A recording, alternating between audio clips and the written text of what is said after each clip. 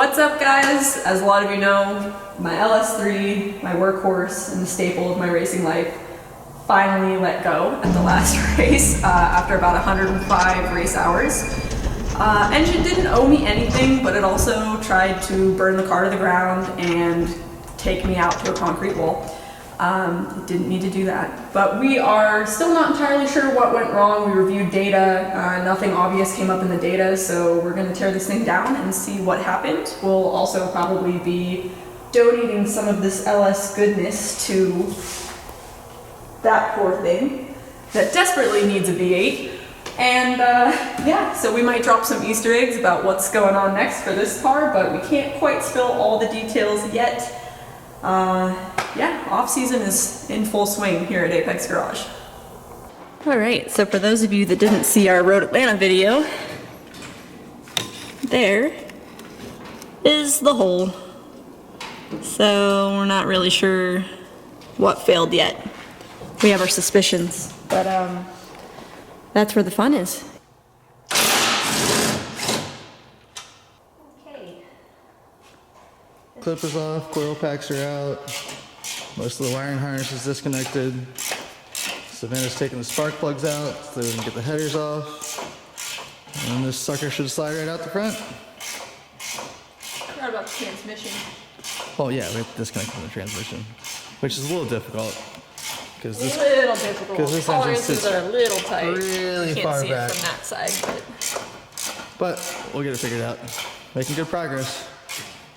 Savannah's getting the last little bit of wiring disconnected from the starter. Draining what's left of the oil out of it. Exhaust off. Savannah's loosening up the sway bar. So we can hinge that down, take the headers off, and pull the motor out this way.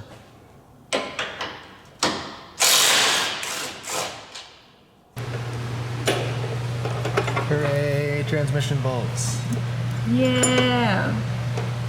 Savannah wanted the motor as far back and as low as possible, which means that the fitment of some of these things, oh, it's so painful. I got the bolt out though, it's out of the engine side, so at least we can pull the engine off the transmission. Zeus, you're not pulling your weight here. You're making your mom do all the work. Oh, that's ready. She's ready to come out. That's gonna fall into an abyss, apparently. Right. Yeah. Butter is still not necessarily in a great spot, but whatever. I don't remember how we got that thing on and off. If it fits, it ships. Alright, should be free. Should be.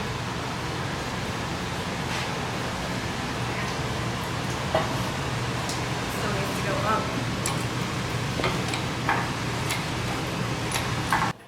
And she's out. Good job. And that's all she wrote. It's like 1 o'clock in the morning, so that's enough of that.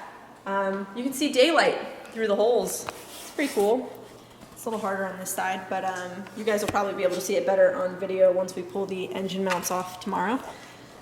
Looking forward to tearing this thing down, because honestly, we're not sure what happened, but there's another hole starting there, pretty big one there, and we're still finding chunks of motor in the subframe, so good shit. Yeah.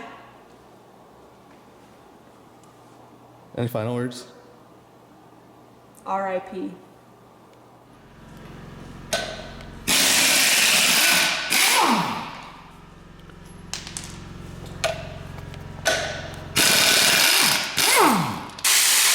Alright, well, we've got the engine out, we got the conversion plate off to the Nissan transmission.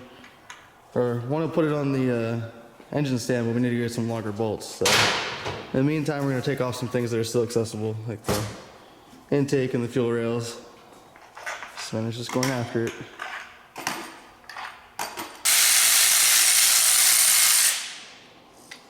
Doing the final teardown.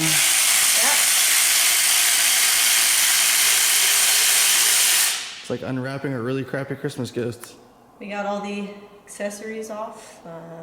Just need to get the crank pulley, the oil pan, we're gonna do that once we have it on the engine stand. So we're not very far into the teardown, and we're already finding bad signs. So Chunky. the heads are probably not salvageable either.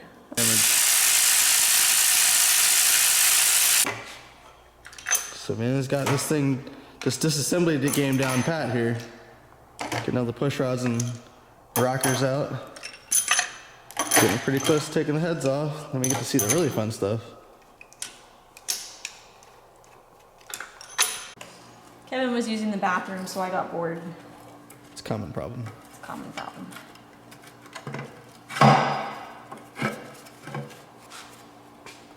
And we found above one of the ejection sites is a obviously cracked piston, which would explain some of the fire. We were expecting to see a cracked piston somewhere.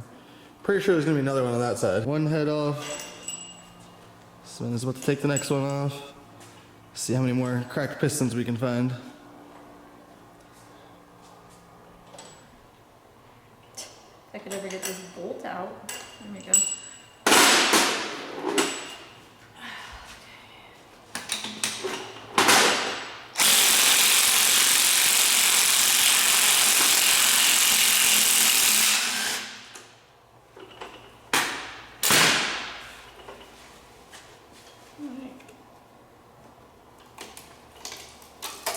Watch your toes. Yummy. It's another cracked piston. Another one? Yep. Oh yeah. Same one. Yeah, both sides. That means that crank's gonna be nice and twisty. Probably.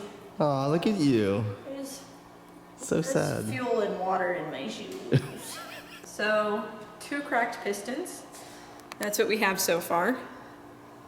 So you can see, one's maybe a little more obvious, but yeah, we've also got some chunks in there we can see already once we pulled the timing cover off. Good stuff. Solid. It's solid. You did good. Well, technically it's not solid anymore, it's in No, pieces. yeah. Too soon. That's the sound of chunks. Sounds like there's loose change inside of it. It's like a piggy bank. The gift that keeps on giving. Oh my. It's attached. It's just this. Good. There it is. Oh my god. Wow. I mean, I was expecting damage, but holy crap. Nasty. Holy moly. It's like a Hulk punch through the bottom of my engine. Gosh.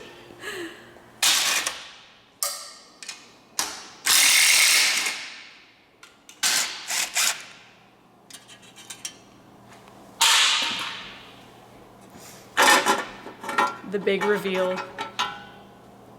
Oh my god. Ouch. Wow. Carnage.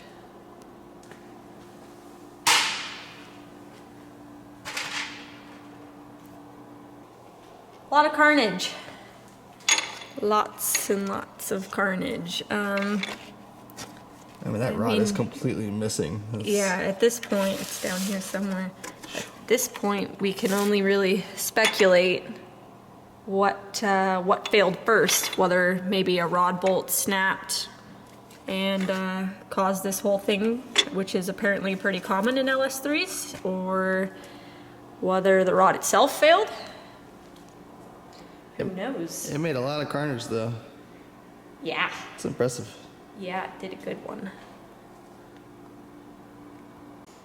Well, we knocked out one piston since it, wasn't attached to anything. See the backside, see the rod. Interesting. Sweet. That piston's gonna be really easy to get out because it has nothing attached to it.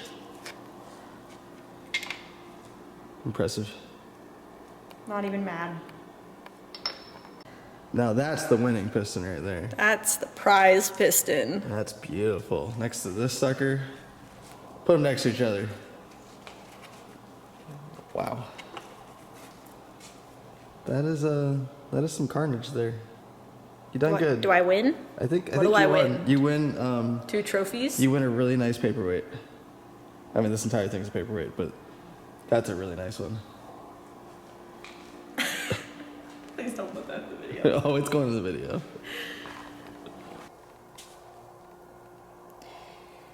And that's all she wrote.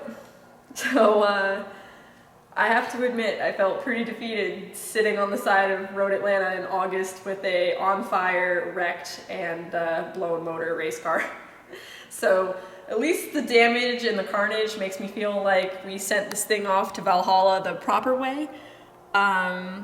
This is going to be kind of difficult to determine what failed first, whether it was a rod bolt like we suspected in the beginning, or whether it was a rod itself. Hard to speculate, but we might tear through some of the pieces. I'll probably take the remaining rods off, inspect bearings, and see if I can figure anything else out, but otherwise, I think this is a big enough answer for us. As far as for what's next for the number 916 in Juku Racing 350Z, you guys are just gonna have to be patient. Can't drop all the details yet. I can tell you it's gonna be sick. It's gonna be really, really cool, and we're really excited about that. And I can maybe say that this might be the end of a V8 era for us, so we'll see.